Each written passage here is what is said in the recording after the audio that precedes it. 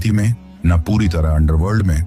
और इसी बीच 2017 में उत्तर प्रदेश की राजनीति में एक बड़ा बदलाव आया। जब बाबा योगी आदित्यनाथ की नई सरकार आई तो उसने साफ कर दिया कि अब माफियाओं को किसी भी हालत में बख्शा नहीं जाएगा।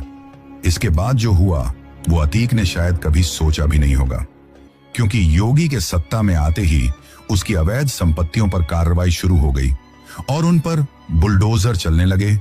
उसके करीबियों को गिरफ्तार किया जाने लगा और धीरे धीरे उसका पूरा साम्राज्य लगभग खत्म होने के कगार पर आ गया था। लेकिन अतीक का एक हिस्सा अभी भी जिंदा था और वो था उसका अहंकार। उसे लगता था कि वो जेल के अंदर बैठकर भी सब कुछ कंट्रोल कर सकता है और इसी सोच ने उसे एक ऐसी गलती करने पर मजबूर कर दिया जिसने उसकी पूरी कहानी का अंत तय कर दिया।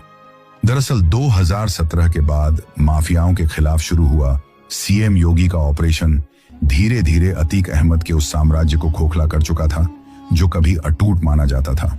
लेकिन फिर भी एक चीज थी जो अब तक बची हुई थी और वो था उसका डर।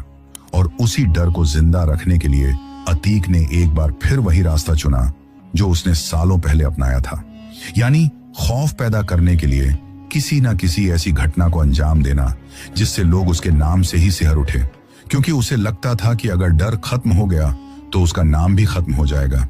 इसी बीच साल 2023 आता है और जेल में रहते हुए ही उसके द्वारा एक ऐसा फैसला लिया जाता है जो उसकी इस पूरी कहानी का आखिरी अध्याय लिख देता है।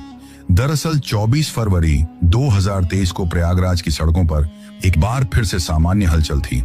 लोग अपने अपने काम में लगे हुए ही थे कि तभी अचानक गोलियों और बम धमाकों की आवाज से पूरा इलाका गूंज उठता है।